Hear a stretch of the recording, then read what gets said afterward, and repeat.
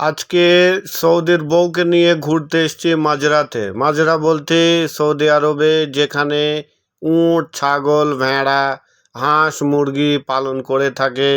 এখানে কিন্তু অনেক প্রবাসী রেগিস্তানের মধ্যে উট, ভেড়া, ছাগল কিন্তু চড়ায়। আর এর মাঝখানেই কিন্তু আবার এদের একটু পিকনিক করার জন্যে কিছু জায়গা ঘিরে এখানে ছোট্ট ছোট্ট ঘর করে রেখেছে। এগুলোতে এসে এরা এখানে রান্না বান্না করে খায়। ওই যে যেগুলো আপনারা দূর দূর দেখতে পাচ্ছেন, এগুলো কিন্তু সবই হচ্ছে উট আর হচ্ছে ছাগল, ভেড়া, এইসব কিন্তু খামার। এখানে অনেক ইন্ডিয়ান, তারপরে হচ্ছে সুদান, বাংলাদেশি।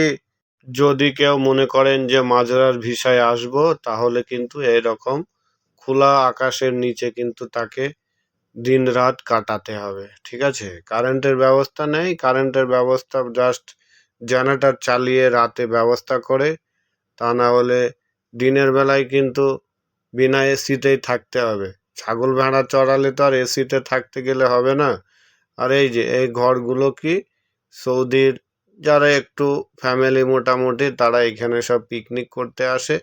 নিজেদের এই জায়গাগুলো সব চারিদিকে রাউন্ডে মাটি দিয়ে ঘিরে রেখেছে। তাই আমি বলছি, ভিডিওটা যদি ভালো লাগে অবশ্যই লাইক, শেয়ার, কমেন্ট। আর কে কোথায় থেকে দেখছেন, যদি সৌদি আরব রিয়াদ থেকে, রিয়াদে থাকি আমি। আর রিয়াদ থেকে এটা 50-55 কিলোমিটার দূরে রেগিস্তানের মধ্যে ঘুরতে এসেছি, তাই ভিউটা একটু আপনাদেরকে দেখিয়ে দিলাম। লাইক, শেয়ার, কমেন্ট অবশ্যই করবেন।